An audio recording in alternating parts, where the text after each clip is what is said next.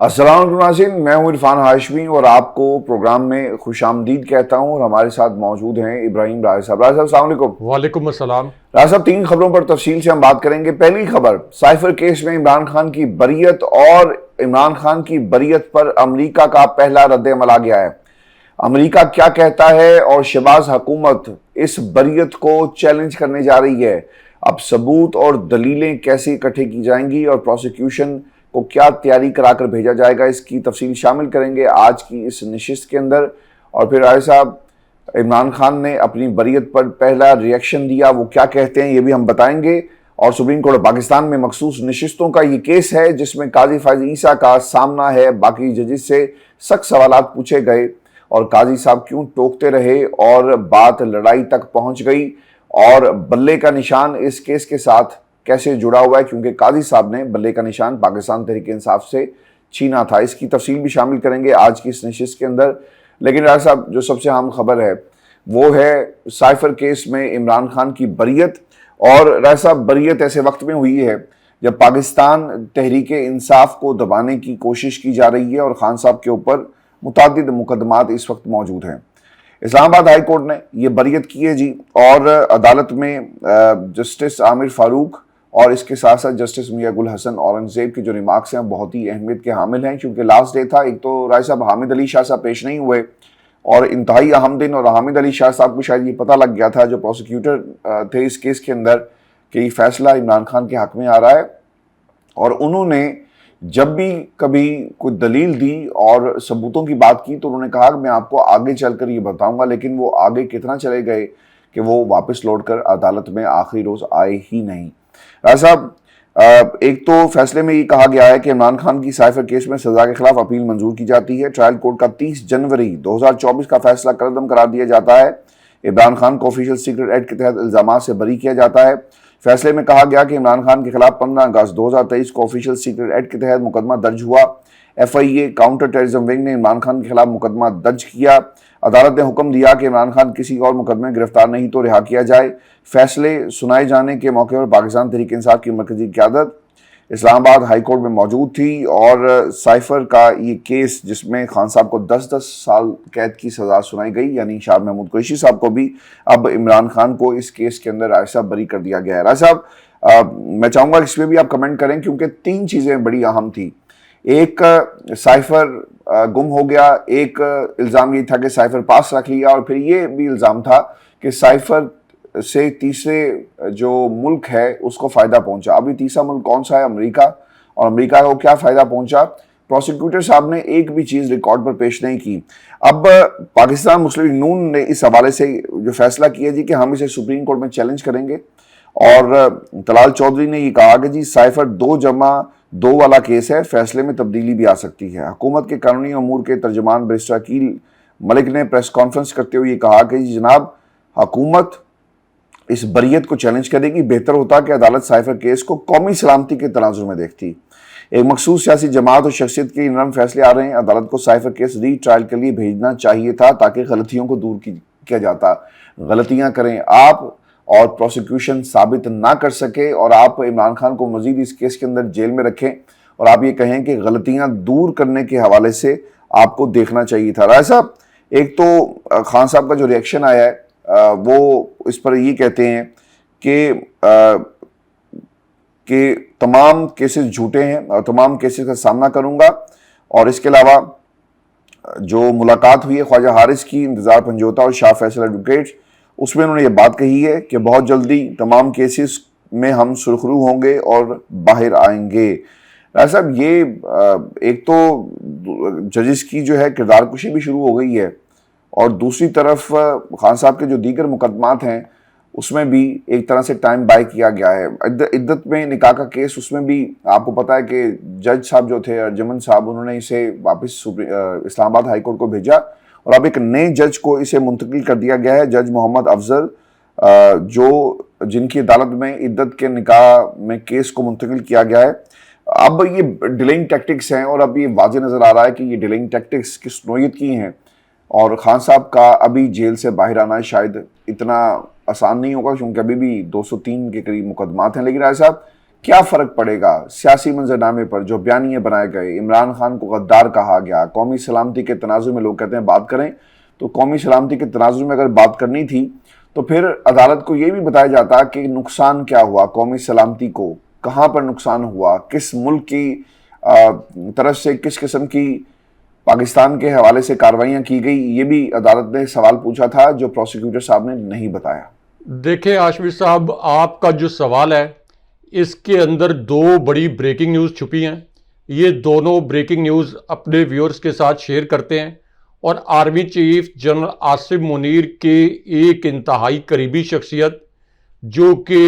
Army chief کی دوست شخصیت سمجھی جاتی ہے، اب اس نے 8 فروری 2024 کے الیکشن میں دھاندلی کا کیسے اعتراف کر لیا ہے، اس کے متعلق بھی ایک بڑی دلچسپ خبر آئی ہے، کیونکہ آرمی چیف کی اسی شخصیت کے ساتھ جب انہوں نے آرمی چیف کا چارج سنبھالا تھا تو اسی شخصیت کے ساتھ ان کی ایک تصویر بھی وائرل ہوئی تھی۔ اب آرمی چیف کے دوست سمجھنے والی یہ شخصیت، یا وہ شخصیت جو یہ کلیم کرتی ہے کہ میں آرمی چیف کا دوست ہوں، یعنی محسن بیگ، اب انہوں نے 8 فروری 2024 کے الیکشن میں دھاندلے کا اعتراف کر لیا۔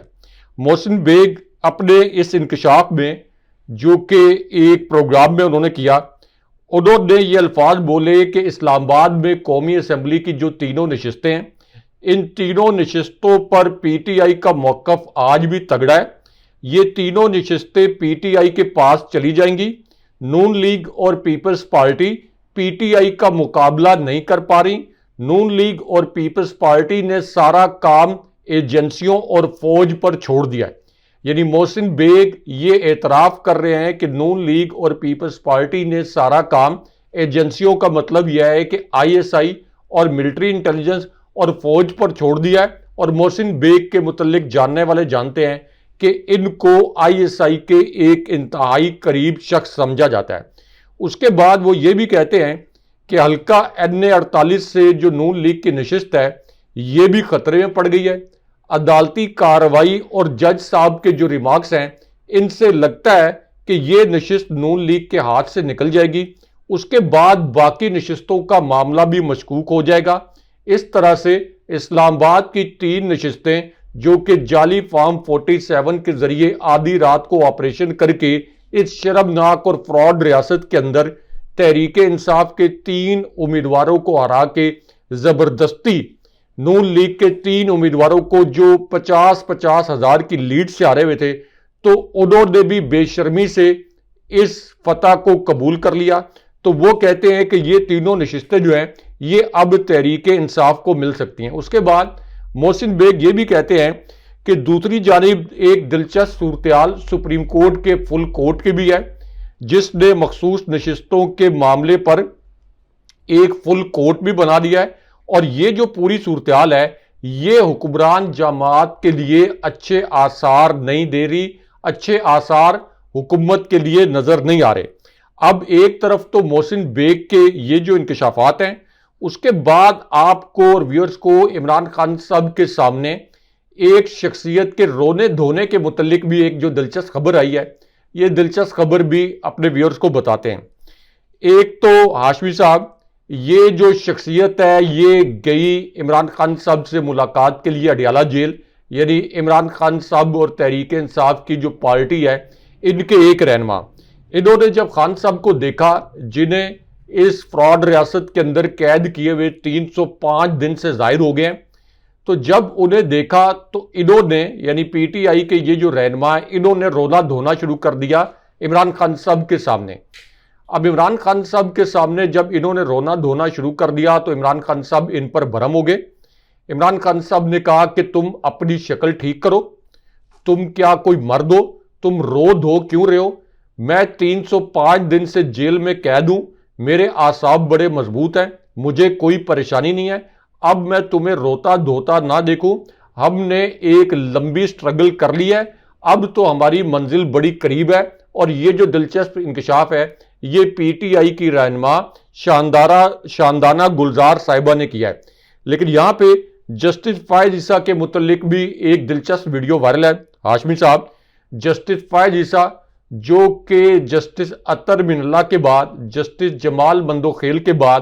جسٹس منصور علی شاہ کے بعد ایک ایک کر کے سپریم کورٹ کے ہر جج صاحب سے استارتاً میں کہہ رہا ہوں کہ اپنی بے عزتی کروانے کا کوئی موقع ہاتھ سے نہیں جانے دیتے۔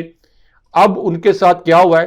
اور اس واقعے سے پہلے ایک ویڈیو جو وائرل ہوئی ہے اس کے متعلق اپنے ویورز کو بتاتے ہیں۔ اعتزاز احسن صاحب کی یہ ویڈیو ہے، اس میں یہ کہتے ہیں کہ جسٹس فائز عیسیٰ کو فل کورٹ میں خود بیٹھنا نہیں چاہیے تھا۔ انہوں نے برطانوی خاتون ہائی کمشنر کو جو خط لکھا اس میں یہ ثابت کر دیا کہ وہ ایک فریق بنے ہوئے ہیں۔ اب برطانوی ہائی کمشنر کو جو جسٹس فائز عیسیٰ نے خط لکھا، اگر ہمارے کچھ ویورز کو یہ معلوم نہیں ہے کہ یہ خط کیوں لکھا گیا تو میں یہ 20 سیکنڈ میں سمجھا دیتا ہوں کہ جسٹس فائز عیسیٰ نے یہ خط کیوں لکھا تھا۔ یہ خط جسٹس فائز عیسیٰ نے برطانیہ کی جو خاتون ہائی کمشنر ہیں ان کو اس لیے لکھا کہ برطانوی ہائی کمشنر نے آسما جہانگیر کانفرنس میں اپنی تقریر میں یہ الفاظ بولے کہ پاکستان میں ایک سیاسی جماعت یعنی تحریک انصاف، اس کے رہنماؤں کو الیکشن سے پہلے قید کر دیا گیا، ایک جماعت کو الیکشن کیمپین نہیں کرنے دی گئی، اس کے بعد ایک جماعت سے اس کا انتخابی نشان یعنی بلہ چھین لیا گیا، اور پھر جب الیکشن رزلٹس آئے تو ان الیکشن نتائج میں بھی بے ضابطگیاں ہوئیں اور الیکشن نتائج آدھی رات کو روک لیے گئے۔ تو انہوں نے بڑے اسٹریٹ فارورڈ انداز میں یہ بتایا کہ ہمیں بطور آبزرور، اور جو میں اسلام آباد میں بیٹھی ہوئی ہوں ایک ہائی کمشنر کے طور پر، ہمیں پتہ ہے کہ کتنا بڑا دھاندلا کیا گیا ہے، اور جسٹس فائز عیسیٰ بھی اس دھاندلے کے ایک مجرم ہیں جنہوں نے تحریک انصاف سے بلے کا انتخابی نشان چھینا۔ تو اس پر جسٹس فائز عیسیٰ نے ایک جوابی خط پھر برطانوی ہائی کمشنر کو لکھا، اور اس میں بجائے اس کے کہ اس بات کی وضاحت دیتے کہ اس جو تحریک انصاف پر کریک ڈاؤن ہوا اس پر وہ کیوں خاموش تھے یا بلے کا انتخابی نشان کیوں چھینا، اس کا جواب دینے کے بجائے انہوں نے اس جوابی خط میں 1953 کے ایک واقعے کا ذکر کیا کہ برطانوی حکومت جو ہے یہ 1953 میں اس نے جو ایران کی حکومت الٹانے کا ایک اقدام کیا تھا یا اس میں معاونت کی تھی، برطانوی حکومت اس پر معافی مانگے، یعنی سوال گندم جواب چنا۔ تو اس وجہ سے اعتزاز احسن صاحب نے کہا کہ جسٹس فائز عیسیٰ اب تحریک انصاف کے خلاف جو ہے یہ ایک فریق بن چکے۔ اس کے بعد انہوں نے ایک بڑی دلچسپ مثال دی، مزہ آیا مجھے یہ مثال سن کے۔ اعتزاز احسن صاحب نے کہا کہ نون لیگ والے عمران خان صاحب جیسے قیدی سے ڈرے ہوئے ہیں، اور یہ اس لیے ڈرے ہوئے ہیں کہ ایک بڑے پہلوان کو جب ایک چھوٹے شخص نے گرا دیا اور اس پہلوان کے اوپر بیٹھ گیا، اس کے بعد اس چھوٹے شخص نے پہلوان کے اوپر بیٹھ کر رونا شروع کر دیا۔ لوگوں نے پوچھا کہ تم نے پہلوان کو گرا بھی دیا، اب تم اس کے اوپر بھی بیٹھے ہوئے ہو، پھر تم رو کیوں رہے ہو؟ تو یہ جو چھوٹا سا شخص تھا اس نے یہ کہا کہ مجھے یہ پتا ہے کہ میں اس پہلوان کو زیادہ دیر تک گرا کے نہیں رکھ سکتا، اب یہ اٹھے گا اور اس کے بعد مجھے بڑا مارے گا۔ تو اعتزاز احسن صاحب نے کہا کہ یہ نون لیگ اور باقی عمران خان صاحب کے مخالفین جو چھوٹے چھوٹے بونے ہیں، انہوں نے مل کر، ظاہر ہے کہ ان کا اشارہ یہ تھا کہ اسٹیبلشمنٹ سے مل کر عمران خان صاحب کو جیل میں ڈال تو دیا، لیکن جس دن عمران خان صاحب جیل سے باہر آئیں گے تو ان کو خوف یہ ہے کہ جس طریقے سے پہلوان نے ان چھوٹے بونوں کی کٹائی اور پٹائی کرنی تھی، اسی طرح عمران خان صاحب ان کی کٹائی کریں گے۔ اب یہاں پہ ہاشمی صاحب جسٹس فائز عیسیٰ کے خلاف جو مزید 3 ججز کی بغاوت ہے، ایسے 3 جملے جن کو میڈیا نے ڈاؤن پلے کیا، یہ بھی کوئکلی جو ہے یہ اپنے ویورز کو بتاتے ہیں۔ ایک تو جب جسٹس منیب اختر نے وکیل صاحب سے کچھ سوالات کیے تو جسٹس فائز عیسیٰ نے اسی وقت بیچ میں جسٹس منیب اختر کے اس سیشن کو انٹرپٹ کیا اور یہ کہا کہ وکیل صاحب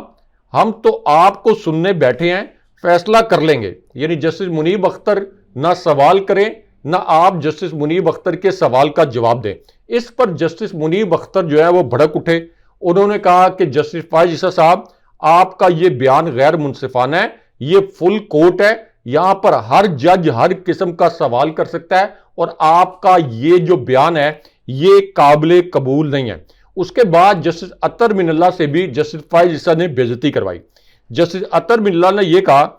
کہ غلطی کی اصلاح کرتے ہوئے نشستیں پی ٹی آئی کو واپس دی جا سکتی تھی، بلہ پی ٹی آئی سے لیا گیا تھا، بلے بازوں سے نہیں۔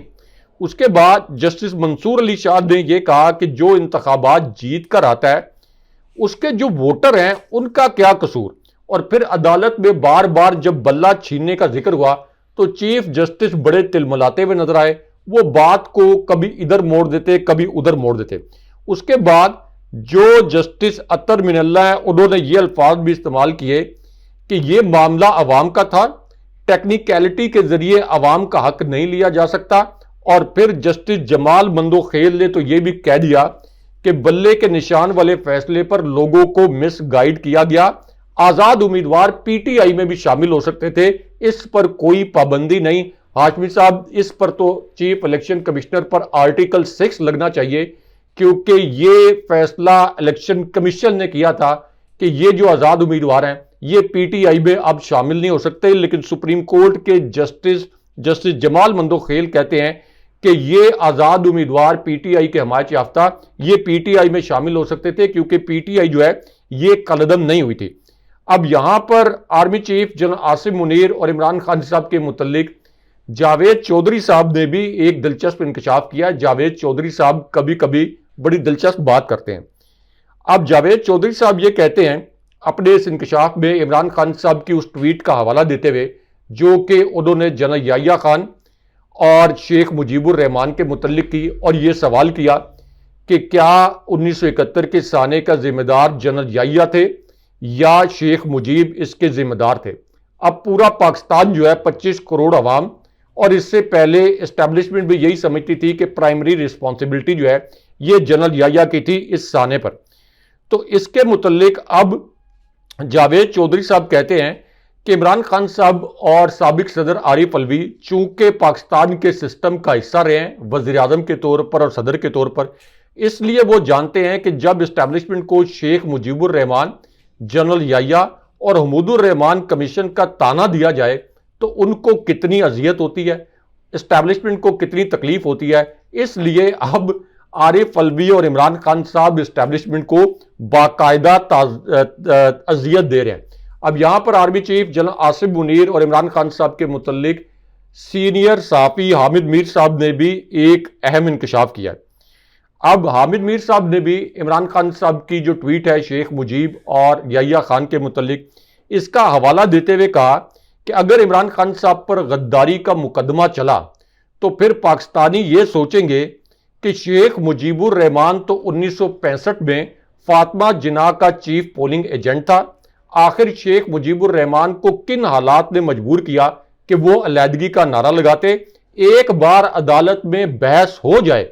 کہ 1971 کا ملٹری آپریشن ٹھیک تھا یا نہیں۔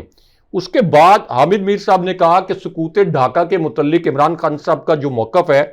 یہ کبھی بھی نہیں بدلا۔ حامد میر صاحب نے اپنے پروگرام میں خان صاحب کا 13 سالہ پرانا ایک کلپ چلایا اور اس میں بھی عمران خان صاحب نے سکوت ڈھاکہ کے حوالے سے فوجی آپریشن کی مذمت کی تھی۔ اب یہاں پہ نجم سیٹھی صاحب نے بھی army chief general Asim Munir اور عمران خان صاحب کے متعلق 2 دلچسپ انکشافات کیے ہیں۔ نجم سیٹھی صاحب نے کہا اپنے پہلے انکشاف میں کہ عمران خان صاحب نے جیل سے بیٹھ کر جو حکمت عملی بنائی ہے یہ مکمل طور پر کامیاب ہو چکی ہے۔ سب کو تسلیم کر لینا چاہیے کہ یہ حکمت عملی نہ صرف یہ کہ کامیاب ہوئی ہے بلکہ خان صاحب کی اس حکمت عملی نے حکومت اور اسٹیبلشمنٹ کو مکمل طور پر بیک فٹ پر ڈال دیا۔ اس کے بعد نجم سیٹھی صاحب کہتے ہیں کہ ٹویٹر کو حکومت پاکستان ایک خط لکھ رہی ہے اور اس خط میں یہ لکھا جائے گا کہ خان صاحب کا ٹویٹر اکاؤنٹ بند کر دیا جائے، لیکن نہ تو ٹویٹر عمران خان صاحب کا اکاؤنٹ بند کرے گا اور عمران خان صاحب اپنی اپوزیشن پر ڈٹ گئے ہیں، اور جب بھی عمران خان صاحب کے خلاف کوئی نئی کارروائی کی جاتی ہے، جب بھی عمران خان صاحب کو کوئی دھکا لگتا ہے تو وہ اس سے بڑا کاؤنٹر اٹیک کر دیتے ہیں اور ان کی حکمت عملی کامیاب ہو جاتی ہے۔ اس کے بعد نجم سیٹھی صاحب یہ بھی کہتے ہیں کہ عمران خان صاحب کا جو احتجاج کا پلان ہے اس کے مقابلے میں حکومت کے پاس اور اسٹیبلشمنٹ کے پاس کسی قسم کی کوئی جوابی حکمت عملی نہیں۔ جو اس وقت عمران خان صاحب کے ناقد سمجھے جانے والے نجم سیٹھی صاحب ہیں اور بھی صحافی، وہ بھی اب عمران خان صاحب کے حق میں گواہیاں دے رہے ہیں کہ وہ اس پورے ریاستی نظام، ہر فرد، ہر شخصیت، ہر ادارے اور ہر قسم کے جبر کے باوجود عمران خان صاحب کو گرانے کے لیے جس نے بھی کوشش کی اس کو شکست کا سامنا ہے اور عمران خان صاحب جیت رہے ہیں۔ اب یہاں پہ Hamood ur Rahman commission, army chief general Asim Munir اور اسٹیبلشمنٹ کے متعلق سینئر صحافی ایاز امیر صاحب نے بھی ایک دلچسپ انکشاف کیا ہے۔ ایاز امیر صاحب نے بھی عمران خان صاحب کی ٹویٹ کا حوالہ دیا اور اس کے بعد انہوں نے کہا کہ سانیہ 1971 کی شروعات یہی تھی کہ اس وقت عوامی رائے کو نظر انداز کیا گیا۔ اب اگر سانیہ 1971 کا کوئی حوالہ دے دے تو صاحبان اقتدار یعنی اسٹیبلشمنٹ لال پیلی ہو جاتی ہے، غصے سے ان کی آنکھیں سرخ ہو جاتی ہیں اور پھر غصہ اتنا زیادہ آتا ہے کہ ڈھنگ سے ان سے بات بھی نہیں ہوتی۔ اس میں تل ملانے کی کیا بات ہے؟ پھر ایاز امیر صاحب کہتے ہیں کہ کیا پاکستان کے دو لخت ہونے سے بھی بڑا کوئی سانیہ ہو سکتا ہے؟ ہم کیسی عجیب قوم ہے کہ ماضی کی اتنی بڑی کوتاہیوں سے بھی آنکھیں چراتے پھرتے ہیں۔ تو اس کا مطلب یہ ہے کہ حمود الرحمان کمیشن جو ہے یہ اب پورے پاکستان میں ایک بحث کا موضوع بن گیا ہے۔ حمود الرحمان کمیشن کی رپورٹ کے اوپر بحث ختم ہو گئی تھی، لیکن عمران خان صاحب کو نشانہ بنانے کے لیے جو ایک ٹویٹ کا بہانہ بنایا گیا کہ حمود الرحمان کمیشن کے متعلق خان صاحب نے ٹویٹ کر دیا، تو جس حمود الرحمان کمیشن کو پاکستان کی اسٹیبلشمنٹ دبانے کی کوشش کرتی رہی ہے پچھلے کئی دہائیوں سے، وہ صرف 10 دن کے اندر ہر پاکستانی اور بچے بچے کی زبان پر حمود الرحمان کمیشن کی رپورٹ اور اس کے اقتباسات آ گئے ہیں۔ تو اس لیے یہ جو ایک اور حکمت عملی ہے یہ بھی مکمل طور پر خان صاحب کے خلاف ناکام ہو گئی ہے۔ اچھا صاحب، یہ جو عدت میں نکاح کا کیس ہے یہ ایسے وقت میں اسے منتقل کیا گیا ہے جج صاحب کی طرف سے جب اس کا فیصلہ سنانے کا وقت آ گیا تھا۔ جج صاحب کیسے دیکھتے ہیں اس کیس کو؟ کیونکہ اس کیس کے اندر کچھ رہ نہیں گیا اور فیصلہ اس کیس میں بھی عمران خان کے حق میں آنا تھا، لیکن عین وقت پر اسے دوسری عدالت میں منتقل کر دیا گیا۔ میں چاہوں گا اس پہ بھی کمنٹ کریں۔ اور پھر صاحب دوسرا جو فضل الرحمان صاحب خاموش نہیں بیٹھ رہے اور ان کے خلاف کوئی پرچہ بھی نہیں ہو رہا، اس کی اکثر میں بنیادی وجہ کیا ہے؟ اور آپ کو لگتا ہے کہ فضل الرحمان صاحب جو باتیں کر رہے ہیں عمران خان ان کے ساتھ پی ٹی آئی شامل ہو کر کوئی احتجاج کرے گی، یا پھر پی ٹی آئی تو تیار بیٹھی ہے لیکن فضل الرحمان صاحب کی طرف سے کوئی جواب نہیں دیا گیا؟ دیکھیں ہاشمی صاحب، یہ جن کو آپ نے سیاسی کمانڈر کہا یعنی فضل الرحمان صاحب، ان کا جو آج کے دن میں سٹیٹمنٹ آیا ہے اس کے 3 نکات مختصراً میں اپنے ویورز کے ساتھ شیئر کرتا ہوں، جس میں انہوں نے براہ راست آرمی چیف کو، فوجی قیادت کو، یا آپ کہہ سکتے ہیں کہ اسٹیبلشمنٹ کو مخاطب کیا۔ فضل الرحمان صاحب نے یہ الفاظ بولے پہلے جملے میں اسٹیبلشمنٹ کو مخاطب کرتے ہوئے کہ تمہارا پاکستان بنانے میں کوئی کردار نہیں تھا، تمہارا کردار صرف پاکستان کو توڑنے میں ہے۔ اگر تم ہمیں گرفتار کرنا چاہتے ہو تو آج گرفتار کر لو، اگر ہمیں اس مزاحمت کے دوران قبر میں بھی جانا پڑا تو ہم قبر میں جانے کے لیے تیار ہیں۔ اس کے بعد فضل الرحمان نے یہ کہا کہ تم ہم پر بغاوت کا الزام لگاتے ہو، یعنی سیاستدانوں پر۔ بغاوت ہم نہیں کر رہے، بغاوت وہ ادارے کر رہے ہیں جو کہ آئین توڑتے ہیں۔ جرنیلوں نے آئین کے ساتھ کھلواڑ کیا ہے۔ ہم اسٹیبلشمنٹ کو یہ بتانا چاہتے ہیں کہ وہ ہم سے یہ توقع نہ رکھے کہ ہم ان سے اپنا حق بھیک مانگ کر لیں گے، بلکہ ہم یہ جنگ لڑیں گے۔ اس کے بعد فضل الرحمان صاحب نے یہ کہا کہ تم نے دہشت گردی کے خلاف جنگ لڑنے کا اعلان کیا، لیکن اب تم یہ کہتے ہو کہ دہشت گردی سرحدوں سے ہو رہی ہے۔ تو اگر دہشت گردی سرحدوں سے ہو رہی ہے تو پھر تم سرحدوں پر کہاں کھڑے ہو؟ اس کے بعد فضل الرحمان صاحب کہتے ہیں کہ پاکستانی لوگ، پاکستانی عوام تمہارے کردار کی وجہ سے اب اپنے اداروں سے نفرت کرتے ہیں۔ ریاست کے لبادے میں کسی کو غدار قرار دینے کی کوشش نہ کرو، جو بھی ہوگا اب تمہاری وجہ سے ہوگا۔ اگر ہم انگریز سے لڑ سکتے ہیں تو پھر انگریزوں کے بعد جن کی غلامی میں ہم اس وقت ہیں ہم ان کے ساتھ بھی لڑ سکتے ہیں۔ فضل الرحمان صاحب نے یہ بھی کہا کہ جنرل ایوب سے لے کر آج تک ہم پر جنرلی حکومت کرتے آئے ہیں، اور میں ان طاقتوروں کو یہ بتا دوں کہ آپ کو اپنی طاقت کا نشہ ہوگا، لیکن ہم آپ کی طاقت کے اس نشے کو جوتے کی نوک پر رکھتے ہیں۔ موجودہ اسمبلیاں عوام کی نہیں بلکہ اسٹیبلشمنٹ کی اسمبلیاں ہیں۔ اب فضل الرحمان نے جو الفاظ استعمال کیے ہیں تو سوال لوگ یہ اٹھا رہے ہیں کہ عمران خان صاحب کی ایک ٹویٹ پر تو غداری کے مقدمے کی تیاری کر لی گئی، ایف آئی اے کی ٹیم اڈیالہ جیل پہنچ گئی، عمران خان صاحب سے تفتیش کے لیے مجسٹریٹ کو خط لکھا گیا، مجسٹریٹ نے 1 سیکنڈ بھی نہیں لگایا، تفتیش کی اجازت دی اور یہ جا وہ جا ایف آئی اے کی ٹیم اڈیالہ جیل پہنچ گئی۔ تو فضل الرحمان صاحب نے جو الفاظ بولے ہیں یہ آپ سب نے سن لیے۔ تو فضل الرحمان صاحب کے خلاف کوئی کارروائی کی جرت ہے؟ نواز شریف نے تو اس سے بھی زیادہ سخت، اور مریم نواز نے تو آزاد کشمیر میں فوج کے خلاف بغاوت کے نعرے لگوائے، اور یہ نعرے لگوائے لاہور میں کنونشن میں کہ یہ جو دہشت گردی ہے اس کے پیچھے وردی ہے، اور تحریک انصاف کے لوگوں نے اس وقت فوج کو سپورٹ کیا کہ ہمارے جو فوج کے جوان اور افسران ہیں یہ شہادتیں دے رہے ہیں اور مریم نواز کیسی سازشیں کر رہی ہیں۔ تو اگر ان سب کے خلاف کارروائی نہیں ہونی اور صرف عمران خان صاحب کے خلاف کارروائی ہونی ہے تو اس کا پھر مطلب یہ نکلتا ہے اور تاثر یہ بنتا ہے کہ یہ جو فوج کی حرمت ہے یہ فوج کی حرمت کا معاملہ نہیں ہے، یہ معاملہ جو ہے یہ شریف خاندان کی خواہش پر عمران خان صاحب کو نشانہ بنانے کا معاملہ ہے۔ راز صاحب کیا لگتا ہے کہ خان صاحب کی رہائی کب تک ممکن ہوگی؟ کیونکہ شاہ محمود قریشی صاحب بھی رہا نہیں ہو رہے، 2 مقدمات میں انہیں بری کر دیا گیا ہے لانگ مارچ میں توڑ پھوڑ کے، لیکن خان صاحب کو ابھی تک جو ان کی رہائی ہے وہ ہمیں اس طرح ممکن نظر نہیں آ رہی۔ دیکھیں ہاشمی صاحب، عمران خان صاحب اور شاہ محمود قریشی کیا جیل سے باہر آ رہے ہیں یا نہیں آ رہے، اس کے متعلق ایک اہم خبر ہے، اور وہ خبر یہ ہے کہ شاہ محمود قریشی صاحب پر سائفر کیس کے علاوہ کوئی اور کیس نہیں تھا، اور سائفر کیس میں بریت کے بعد ان کو جیل سے باہر آ جانا چاہیے تھا، یعنی بریت کے بعد رہائی بھی ہونی چاہیے تھی۔ لیکن ایک بڑی گھناؤنی واردات کی گئی، اور 9 مئی سے جڑے جو کیسز تھے جو شاہ محمود قریشی کے اوپر، ان میں 25 مئی کو اچانک اڈیالہ جیل میں ڈال کر جا کر گرفتاری ڈال دی گئی، کیونکہ جب پتہ چل گیا کہ سائفر کیس میں اب عمران خان صاحب اور شاہ محمود قریشی کی بریت جو ہے یہ 100% یقینی ہے، تو اس کے بعد شاہ محمود قریشی کو 9 مئی سے جڑے کیسز میں آپ یہ کہہ لیں کہ ایک اور جعلی اور خفیہ گرفتاری ڈالی گئی۔ اس لیے شاہ محمود قریشی بھی اب جلد باہر نہیں آئیں گے، اور عمران خان صاحب کے خلاف تو عدت کیس کا فیصلہ جو کہ اڑ گیا تھا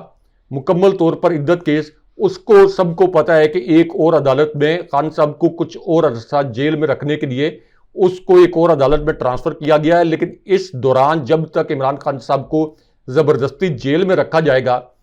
تو جو جج صاحبان کے ریمارکس آئیں گے، جو اس وقت سول سوسائٹی صحافی تجزیے کریں گے، دانشور جو کالمز لکھیں گے، کالم نویس، اس میں تو اسٹیبلشمنٹ پر ہی تنقید ہوگی، تو یہ شریف خاندان کو تو فائدہ ہوگا لیکن اسٹیبلشمنٹ کو مزید نقصان ہوگا۔ اب یہاں پر خان صاحب کا بھی ایک اہم پیغام اسٹیبلشمنٹ کے متعلق یا آرمی چیف کے متعلق آیا ہے سائفر کیس کے میں بریت کے بعد، اور اس پیغام میں عمران خان صاحب نے ایک تو یہ کہا کہ 1971 میں بھی فرد واحد سقوط ڈھاکہ کا ذمہ دار تھا، ان حالات کا ذمہ دار تھا۔ خان صاحب نے کہا کہ آج بھی 1971 جیسی صورتحال ہے۔ اس کے بعد عمران خان صاحب نے کہا کہ مجھے پتا تھا کہ میں سائفر کیس میں سرخرو ہوں گا، اور مجھے 100% یقین ہے کہ میرے خلاف جو باقی بوگس ترین کیسز ہیں ان میں بھی میں سرخرو ہو جاؤں گا۔ کچھ لوگوں کا یہ خیال ہے کہ مجھے کچھ اور عرصہ جیل میں رکھ کے یہ مجھے جھکا لیں گے، لیکن مجھ پر تو جب قاتلانہ حملہ ہوا میں نے اس وقت بھی کوئی ڈیل نہیں کی، تو اب تو سوال ہی نہیں پیدا ہوتا کہ میں ڈیل کروں۔ میں نے پہلے بھی قوم کی جو مجھ سے توقعات ہیں اور قوم کا جو مجھ پر اعتماد ہے اس کو ٹھیس نہیں پہنچائی۔ میں اس وقت حقیقی آزادی کے لیے اور اس جنگ میں اپنی جان دینے کے لیے بھی تیار ہوں۔ تو عمران خان صاحب جو ہیں ان کو کسی قسم کا کوئی خوف نہیں ہے۔